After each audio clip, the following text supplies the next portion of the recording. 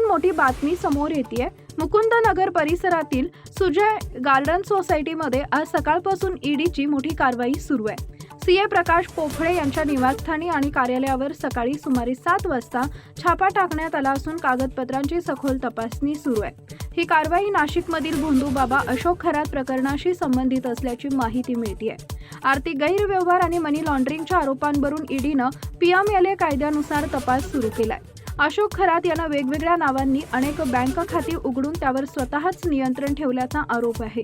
दैवी शक्तीचा दावा करत वस्तू विक्री आणि खंडणीद्वारे जमा झालेला पैसा जमिनीमध्ये गुंतवल्याचा संशय आहे। या प्रकरणात खंडणी, धार्मिक फसवणूक आणि ड्रग्सच्या साह्यानं अत्याचाराचे गंभीर आरोपही आहेत। नाशिक, पुणे आणि शिर्डी अशा एकूण 11 ठिकाणी छापे टाकण्यात आले।